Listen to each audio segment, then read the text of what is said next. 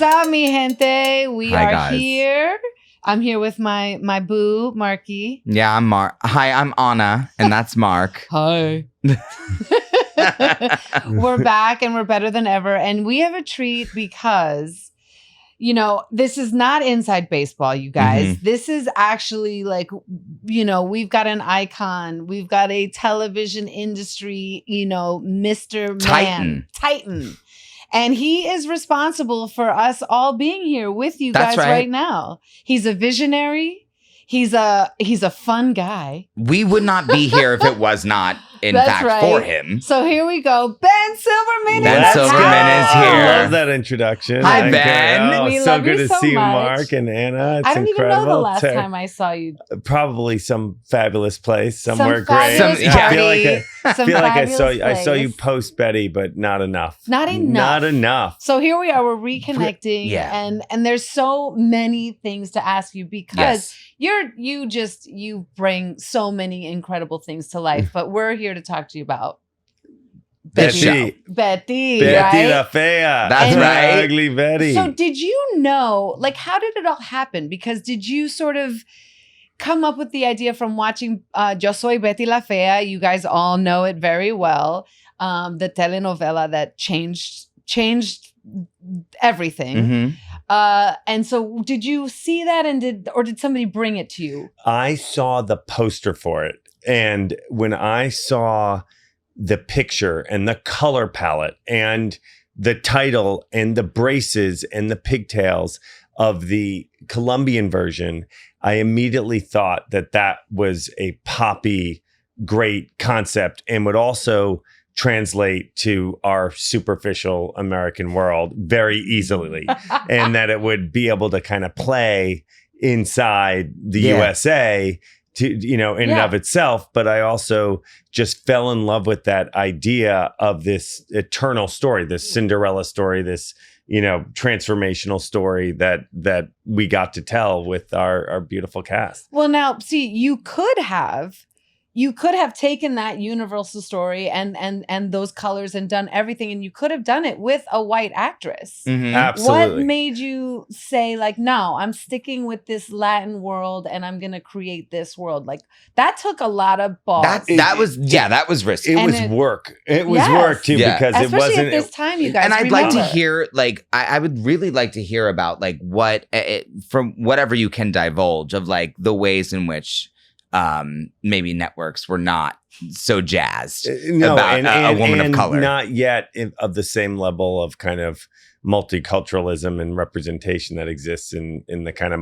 modern media landscape. But I think very specifically, I felt like part of her sense of ugliness in the United States was also part of her kind of outsider immigrant story.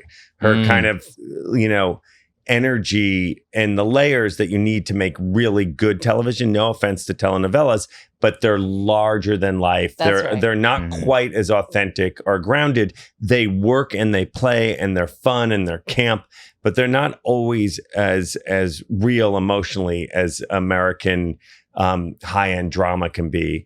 And so I was thinking about the layers that were going to be required to tell this story over a long amount of time, so that you weren't just going from Betty in pigtails and braces to Betty in black tie, you know. And so you needed things around that. So I thought that her being Latina was going to add an element to her challenge, and her self-view would be augmented by that outsider thing. And that was also like her living in Queens, looking at New York City, like Emerald City. That choice was a brilliant one, because she too, like, she had geographic, you know, hurdles. She had distance and language and hurdles. She had parental citizenship hurdles, and she had her own outsider thing going on as well. So that was one element to ensuring all of these things too ahead of their time. And we've also been speaking about on this pod when we're recapping these episodes, right? Like, even the last time that we spoke to Mark Worthington, him saying that the ways in which they created the Jackson Heights world, and then also like the skyline, right? Like right behind it. So close, but so far. Right. It's literally Emerald City. And Mark was saying something that just really took our breath away, about how it's seeing the city through Betty's eyes. That's right. And so also, again, we say this to everyone on every episode. This is the first time I'm watching the TV show. Oh, wow. I didn't know that. So I've never seen it. Oh, that's so helpful. Yes. So I've never seen the show. Was that a Terry Weinberg choice? Did she know? No. I think that Terry Weinberg was very, very jazzed about the fact that I hadn't. because that bringing the fresh contemporary eyes to it. But I haven't. So I'm really... I don't know. Like I feel like so entranced by this world and by the show and by these characters. And it's just amazing to think sort of how you were able to do that. And I can't imagine if you decided like, okay, we're going to keep her Latin because of all the things that you just said, but then that must have, I can't imagine. I also felt like there was a built-in Latin audience for an American adaptation that was not being served in Ben Silverman. in television at that time, and certainly not served in an English dominant format. By the way, still isn't. No, and hard and silly how little effort and attention is played to this sleeping giant among us, and so also the realities of what Betty's poppy and colorful and light and accessible. The heaviness comes from true emotional stories and character, but it's a comedy, right? And in that connectivity, I think that also the Latin community was represented in a lot of heavy pieces at the time, and not as much with the same kind of pop and light, that, and I think we're that also Betty brought. So often it was one of the first time for me as an actor. So, I mean, up until then, I had played the drug dealer's girlfriend, the maid, I bet you were good as the drug dealer's girlfriend. So good. Oh my God. Listen, hot, check sexy, it out. and gorgeous. NYPD she was Blue. cleaning the powders all naked. Listen, NYPD Blue. Yes. Yes, exactly. But that's true. And then here comes, this family, and we are all so layered. Yeah. We're all so sort of complicated and funny and weird and, bananas in our own way, and just that sort of, to your point, like it wasn't. Anna just is wearing hoop earrings today, though. Yes, I am. That's a Puerto Rico. Cool. They happen to say Puerto Rico. That's right. Puerto Rico. Yeah. Listen, you can take the girl out of Washington Heights. Ben, but a question that I had for you, like in terms of creating the show, and you know what I mean, like being just the biggest part of making the show happen, a small besides piece Silvio. But besides, that, what did this family mean to you? The Suarez family. What did it mean to you? Well, I loved, a world of Betty's kind of finding their hero. So I really liked that all these girls who maybe had, confidence problems or viewed themselves as outsiders or didn't quite see themselves fitting into the world as was presented to them, that they had this heroine who wasn't like a normal heroine. And I thought that was really warm and wonderful. And then that this family was like warm and wonderful and as crazy and wild and issue filled as all families are. Like they were happy and connected and loved each other. And so like that love really was deep. And Silvio had that relationship with his mom and his sister that he carried forward into that little unit, and that family. And I think that was like just a beautiful part of the show. And that kind of, I would call that the kitchen comedy in the show, which is the, that they were around the kitchen and so much of that stuff was happening there. And then you had obviously the insane workplace. The tube. But how did you pitch the show?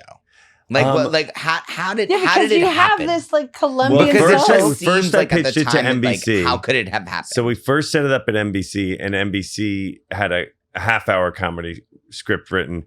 Then we went to ABC and had, I think, somebody else do the first draft, right, Terry? So someone else, did the first draft of it. Oh, that's right. And then who we then worked with again later. So that part was good. But the littered bodies of a Hollywood success story. But listen, there's always the one that can't. I was this close. I passed on Star Wars, but that could have been mine. But the outer space, who wants to go there? But then we finally nailed it, and we brought on Selma Hayek to produce with us. And she brought Queen. So much power, literal power, like her personal power, and also her willingness to kind of fight for the Latina in it. And she really was instrumental in identifying America to play the role. I was just going to ask you, because I really heard fought that for story, that it was like, she was literally like, if it's not America, this show isn't happening. Yeah, she was super convincing and passionate and correct in fighting for America with the network and studio. And we did a pilot at first, because that's how television worked. We did that first episode. Yes. And then from there had to like plead, beg, borrow, and steal to get to a place where we could get the series picked up. And so that was like an endless process that's funny, because that's what Worthington said as well. He was like, we weren't even sure that it was going to get made, because when we were talking to Mark Worthington, he said, when we said, what made you decide to like even go in and pitch and like try to get this job? And he was like, when I saw that there was a show, a network show that had a Latin woman as the female Latin lead, he was like, I wanted to be a part of it. I wanted to be part of it. And it sounds like everybody sort of had that. There was energy. Exactly. Yeah. And I think a real collective passion that like people brought to the job that was unique, and exciting, and felt like it was bigger than themselves. And it had never been done. And it was very creatively led. And every single person that we've spoken to, yourself included, Ben, like it's just everyone just loves this show so much and has loved it from the minute that we started still playing everywhere, which is so incredible. So there's something so incredible about like talking to like Mark Worthington. We were talking to Ava Gaudet. We were talking to a few people. Each other.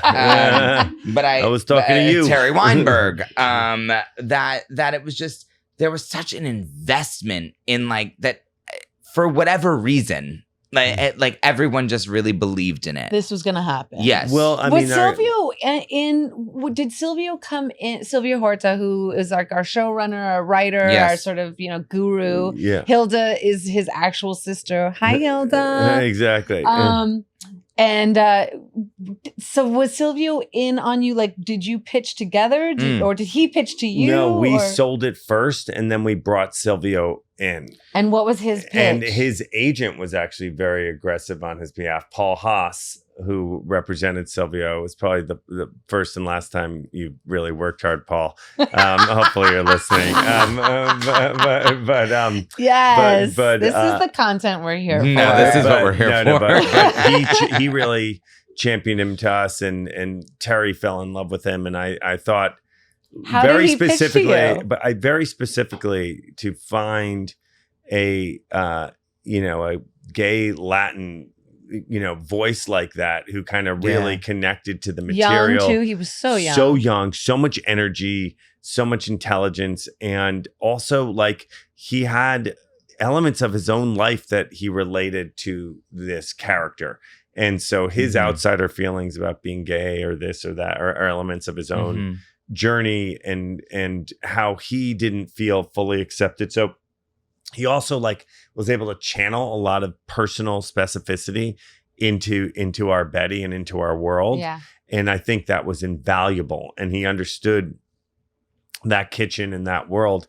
And then I remember sending him and saying, okay, this is going to be Condé Nast. Like that's our world. That's the worst of the worst of American workplace. That's like skinny social x-rays and Mean Girls. Obviously, Devil Wears Prada like happened after. That's right. I think, but we we were there with our incredible characters and world, and I set them up for lunch multiple times at the Condé Nast cafeteria. I think Terry went too, which is like, I think the stories have come out recently about what that cafeteria was, where like the mirrors were made to be slimming, the little pockets of places that you ate, like what you ate, how you dressed, how you moved through that world, who you sat with, what tables, what you were doing, faking, working, actually working. The hierarchy. The hierarchy of it all. It's like the where? entire ecosystem of like American mean girlness is in the Condé Nast cafeteria. Well, he did such a beautiful job of translating that. And the visual yeah. like landscape of that world, that like, you know, all that like kind of severe,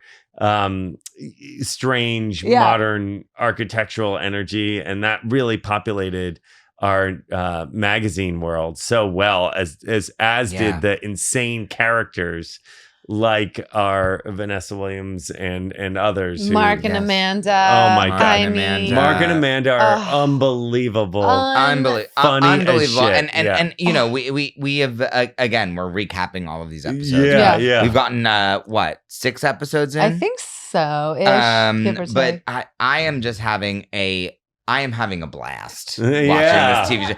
Turns out this was a great TV show. Hey, and we're back. Turns out you guys made a great TV show. And does it hold up? Do you find it holds up? Do you like watching? Yeah, we play these games when we record the pod of like what do we leave in 2007? What do we keep? Oh, that's right. I think that we're keeping most. We're keeping most, even the stuff that like. But I think I wanted to just say something about like something that Silvio's had said to me, was that, you know, creating the character of Justin was very much surrounded around his own experience.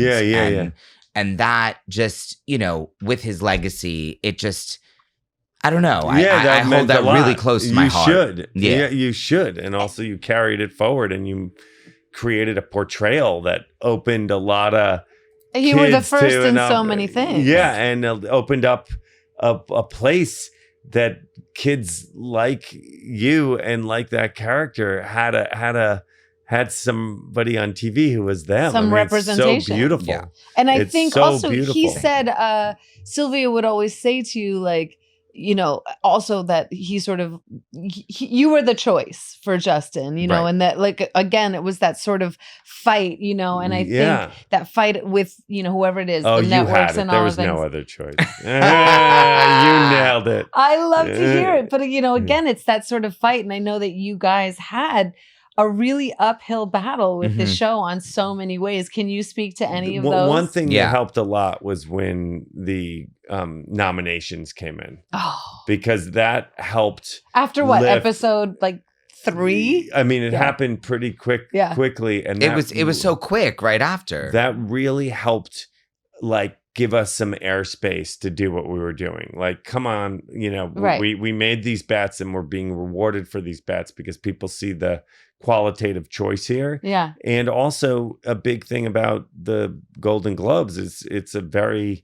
international group of people, you know, and a lot of them are you know, Spanish speakers and connected to that world and related to that element. So I think we were rewarded, you know, for that, and that gave us some space to pursue these storylines, so that you could push the envelope a little bit more. And I will say, whenever I am outside of the US, forget it. In Europe, like Ugly Betty is in the UK still so like, beloved, so famous, so like I mean it's outrageous, kind of like because you know I can just live my life in Los Angeles. You guys did. You went to London. We went to London, but like when we are like can't you speak to that? Like that whenever we are overseas in Europe. Did you go to Monaco? Didn't we do something in Monaco too? Yeah. Yes, I did. Yeah. And that was so incredibly fun and amazing. That was a life-changing experience. Did you come too, Terry? We went to Monaco. I was a little busy. Oh, that's true. Always busy. You were making it happen. I was at broadcast. Yeah, that's true. Even then, oh my God, it was fast. I was probably in high school. It's funny because I think Prince Andrew was there. Yeah. Oh, that's right. Not Andrew. Oops. No. The other Prince. Grace Kelly's son. Yeah, exactly. Grimaldi's. The Grimaldis. Yes, Prince Rainier, right? Yes. What's his name? Andrew. It's not Andrew? God, no, Andrew's the pervy one. I know. But No. No. I can't remember. Grace Albert. Kelly. Albert. Yes. Andrew Albert. Yes. That's Prince close. Albert. Princes for Famously. 100. And they had a wine thing. It's so fabulous. That whole. The words Monaco and TV festival. My father is going to laugh so hard. Please bring us back. Please invite Mark and I back. And we'll do. What happened to me? I was. And Ben. Thank you. Right. Come on, iHeartRadio. Let's get sickening. Let's get the reunion tour, episode 11. Well, look, that's when. So can we consider you on board for when we do the reboot, the limited series? I so want to do the service to this show and IP to give more of it to the fans who want it, but we have to work through that with our it's partners. An uphill battle. It shouldn't be an uphill battle. It shouldn't be. It's just a process. And sometimes in Hollywood, people can't get out of their own way to make obvious choices happen. Words. They can't get out of their own way. Listen. Many times, like Rupert and Dirty Rotten Scoundrels, they're sticking that fork in their own eye. I just, it's the history of Hollywood in 10 words or less. The thing that I want to know, what do you think? Because I again, watching the show for the first time, I'm not quite sure what Ugly Betty, I know what it's meant to people based on what they've told me, but what do you think is like the biggest impact? Well, it's funny, as you were talking, I was thinking about some of the challenges you had brought up, whether it was, the a kid finding his own, identity, whether it was Betty, transforming her appearance in this nasty superficial world, or was her moving up in the corporate world. There was that 9 to 5 storyline, or the healthcare system and how it impacts, people and citizenship, all these things that are kind of are like part of the ongoing national dialogue now. And so many of those storylines were so powerful and positive and impactful. So I think that Betty really resonated and really connected and made people feel good about themselves by connecting. And then I also think it was really warm and funny and great. But there were so many silly choices that ABC wanted to do at the time that were so stupid. Like what? They wanted to call it Betty the Ugly. Oh, I remember. I remember that. They would fuse to. They were like Betty LaFayette. It translates to Betty the Ugly. It was like somebody talking into a Google Translate. Which didn't exist then, but like probably calling their Spanish teacher. And so, it was so lame. And so like the fight we had to have about Ugly Betty, and then is Ugly Betty's too mean. I'm like, Betty the Ugly is like a superhero. What is she like gonna put on, fire eating eyes?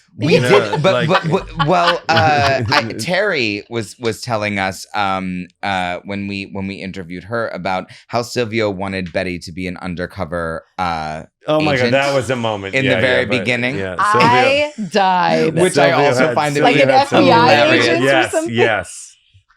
It was like, because he was like, sometimes people run from the underlying material. Like you work on something and they just get Ben Silverman. a little like scared of the halo of the power of the underlying thing. So they don't want to be, they get nervous at the end and they want to like take it to a whole other direction. It's like, don't ruin Romeo and Juliet. They both die at the end. That's just how the play works. Right. You may set it in the Bronx, you may set it in, India, but Romeo and Juliet, they both die. That's the tragedy. That's why I just thought that was just so funny because we had not heard that like Betty could have been an undercover FBI agent. A real genius has to, have moments of full creative meltdown. Totally. You got to throw a lot of shit at the wall. Like, and because of like what it is that we that we all contributed to, and like what this show is and its legacy. Like, what do you think Ugly Betty's legacy is? It's a big question, but yeah, I mean, I think that, it's not over yet. I think the good news about it is it's got this perpetual relevance. Yes. Because the story doesn't go away, and we haven't remedied any of the challenges that had existed in fact, the we've Suarez taken steps families, back. and we can reverse ourselves. And so the Suarez family's journey has not ended, and been wrapped up in a bow from the work of the television show or the work of humanity. And so I think that there is so much of that enduring legacy, and what the bullying is of today, and what we see with social and all these things that you can relate to through our character's journey and her heroism and her kind of winning. She wins a lot. And so that's a beautiful, of course, not thing easily. To take away. Nothing comes easy. No. But I also think that a lot of, like, mostly every character wins at a certain, like, and again, not without trying, not without hardship, but there are wins for every single character. And I find that to be extremely aspirational, but also extremely attainable as well. Like, I don't think that it's just aspirational. Well, that's what was so amazing about the show, is that it absolutely was attainable. These were just people. Like Betty and the Suarez family specifically. I remember America saying in an interview, I will be so happy when somebody asks me a question about just what's it like to be playing in this family, not in this Latino family. We're just not there yet. Right, You know what I mean? The fact that we were Latin was so impactful, but we've just not gotten to that place. My other question to you though is it has had such a huge, like, explosion, incredible, LGBTQ impact as well, not just amongst the Latinos, but like Latinos who are gay, and also just gay culture. Period. Like, was that something that you sort of had to fight against, fight for as well? Not as much, because most white men have power, and a lot of white men are gay, so they control the. Even if they're in the closet. There it is. Remember, they got we got Peter Thiel, we got all these like the strength of that lobby got a lot of stuff. But back in the day, this was 20 years ago. It was not. Like, it didn't. I mean, the happen show is so gay, but it didn't. It didn't like play. It played so gay for you if you were gay, but it plays as a kid show if you're a kid, because of the colors and kind of the profound immaturity of Betty's character is really immature, and then the big comedy of like your comedic engine, and then the kind of gayness of the workplace. And all the fashion and all the kind of over the top, Vogue-like stuff is inherently campy, And so I think that it's like, it's not gayness; it's more like just the queerness of the space. I think that like that's you're basically in a very gay workplace, right? Surely. With real out gay characters, who are not hiding from it, and they're bitchy stalwarts and cohorts. Because I don't remember getting any sort of any negative from that. One of the things that we have been thinking about just about the show, what do we keep and what do we leave, and like what prevails, right? And I think that one of the things that prevails so much about this show, having like watching it, where I'm just like, oh, queer spaces like have always existed.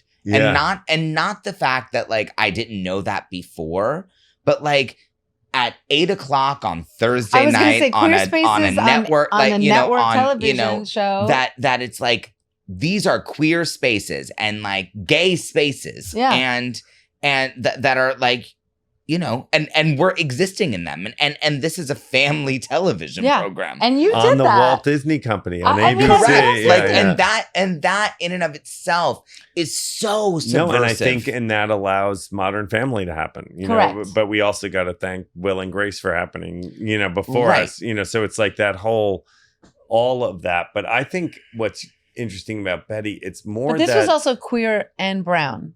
But it was just authentic to the natural storylines. Like we had the Suarez family in Jackson Heights in Queens, looking out, as Mark Worthington referenced, to a skyline that felt unattainable, except she got on that subway, she went under that river, and she crossed into the city, and she arrived at that office building. She knew she was from Jackson Heights, but she had to put her high heels on and dress for that nasty group of social X-rated meanies who ate a garbanzo bean while shaming you. And then that space was wildly colorful and wildly grounded in the authenticity of the fashion world, which we cared about. And Patty so Fields, right. We had such an all-star team, right? We had the Sex and the City designer. We didn't have like the woman who did something like Sex and the City, you know, and so then that design aesthetic became a whole thing. Like we were a big fashion trend show. It's part of our pod. It's part of our pod is like the fashion of the show is like how, I mean, like Hilda's outfits alone were something that to me unmatched. Like every Cavalli jean and little chain belt. It's so true. Like that is like, so it for me. No, it was like the real version of the Bronx Girl. That's exactly. Right. Yeah, That's right. It just, and everyone, I think that even when we moved to Los Angeles and then we had Eduardo come on and everything, like, you know, having Richard Shepard and Pat Field really establish what this world was. And Shepard was so talented, and he'd come off a film with Pierce Brosnan, Matador. That's right. Which we loved, which was so colorful and like aesthetically beautiful. So we had the great material and script work, these incredible actors, and Shepard really established a look. It established it though. And that first episode's a mini movie. Did and we shot in New York, and we shot in New York City. With those ideas, or did you guys all sort of collab? We worked together, but he really brought it. And he was hungry for it, and he fell in love with it. And he was a great collaborator and a smart guy, and we all respected him and loved him. It's just like talking to every single person we've ever spoken about this show, that everyone was just so hungry and so like, but just because they cared about the project itself. No, like and that great it wasn't people. just about like really being hungry for like a project. People. It was the project. Like it was Betty. Oh, it was. That was Richard Shepard's. Yeah. And I have to say again, before movie people like did the pilots, like it was the first wave of that. He knew he was again. He was an indie cinema guy.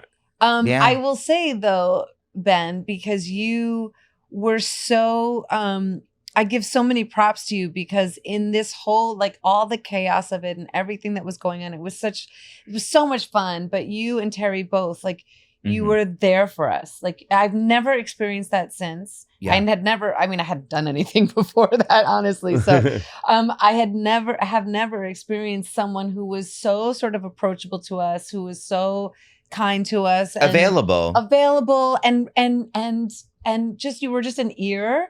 And I wonder if that's like how you approach your works, or if it was, I mean, because for me, I've not worked again with anyone like you before. Well, I appreciate that. And Terry made this it is so look easy. I feel like I just saw We're you back. a minute. We're back. Yeah, we're back. honestly. Well, we had good barbecues. We did. Me and your husband smoked some pot together. That's correct. That is absolutely We smoked correct. a lot of grass outside that together. Was the before it was legal. Man, I was still underage. Before God it was damn legal. it. Now that it's legal, who cares? It's not as now fun. I don't even want to smoke it anymore. I know, it's not as fun. It's like I do have to, maybe to sleep.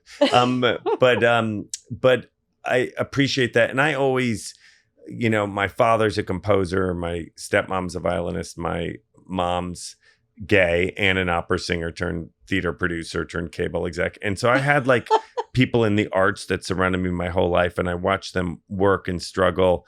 And I really kind of related to that even as I went into production. I knew how hard it was. And I also knew how miraculous it was to get a group of really nice, like-minded people together to do something. And we were doing something special.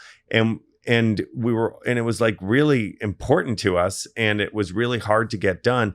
And it was so fun, right? We had a movie star in Selma who would like carry us around like she was like Honestly, we were yeah. her little like duckling. So she like elevated us, and we'd suddenly be with Prince and her best friend Penelope Cruz and whoever she was dating before, the richest man on earth. And That's so right. like, you know, so we'd literally be like running around That's right. in Selma's pocket, like Yes. at events. Then we'd always be like kind of rewarded and loved and getting, you know, awards from the gays, the Latins, the Golden right. Globes, That's Emmy right. nominations. So it was like such a thing that you could enjoy. And then we all liked each other, and we're all kind of young and like coming into it. No one as young as you, Mark, but coming into it and really loving it and enjoying it. And so I think that was easy. But I personally really like to connect into the content I do, and we don't do that much. Like I do them sequentially, you know, so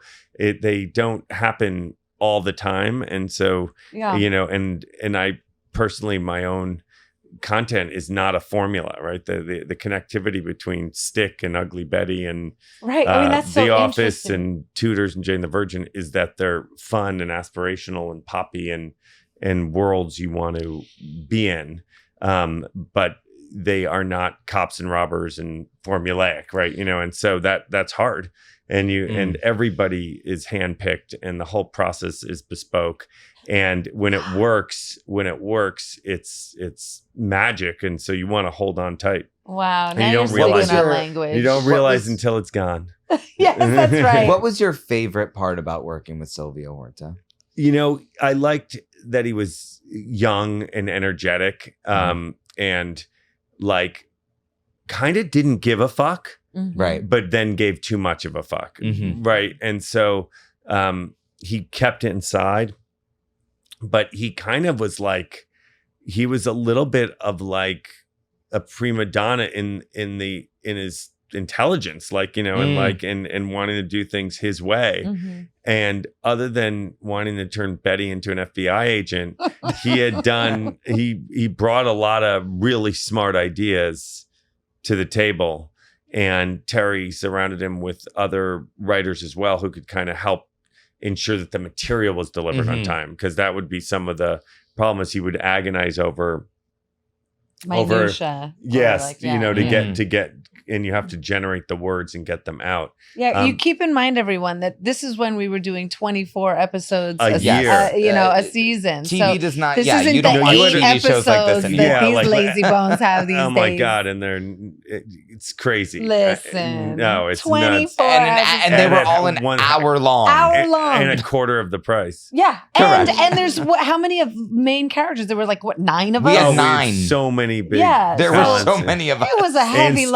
storylines, and So you can't get caught up in the littles when you're you have Silvio's to generate position. and You have deliver to delegate. episodes, But I think, and scripts every week and edited episodes, and Yeah. I just want to God also bless like him. in terms of asking Ben about his favorite like thing about Silvio, but like what would be if you I could had fun guess? with Silvio. The other thing that I We yeah, did. please. really enjoyed is like I could laugh with Silvio, and we could tease each other, and we could giggle, and I liked that a lot, you know, and I like that relationship a lot, you know, and I think that we all you don't know when you're in something how hard it is to replicate that, and so I think as a young person you're even more like, oh, I'm just going to do this every week.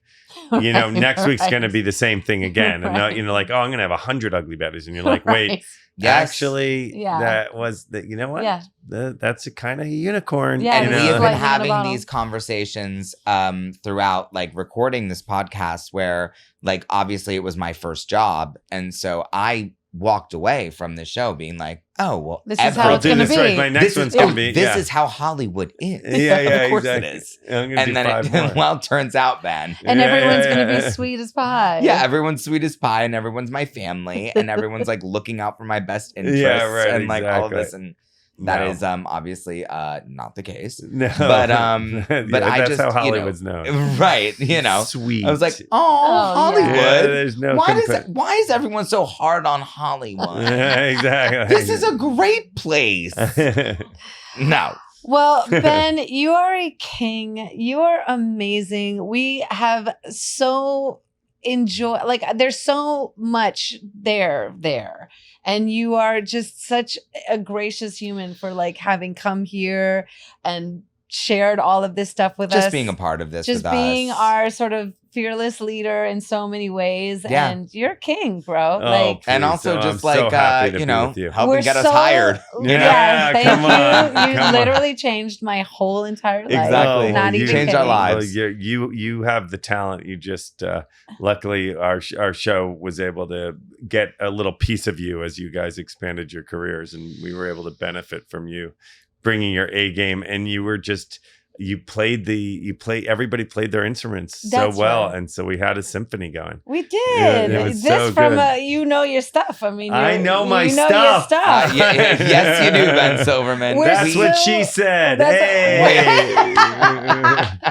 We're so blessed to just get To be continued. reunite. Let's get our letter writing campaign. Let's bring some Betty Exactly. back. Let's You go. heard it Let's here. go. That if this podcast does nothing else, Like, we gotta let's- bring it it should back. be we want it to get a done. limited We series. want more. This is our man right here. I Let's know go. we'll be seeing more of you. I Definitely. reserve the right to ask you back. Anytime. Okay, Yeah. really honestly, I'm Let's not even go. kidding. Of course. So We please love you, join Macro, us too. again. We love you so much. Thank you for taking the time. Yeah, To be continued, my partners You in crime. heard That's that. right. Good to see you both. all right, Good to guys. see We'll you, talk T. to you later. Love you guys. Mwah. Bye, audience.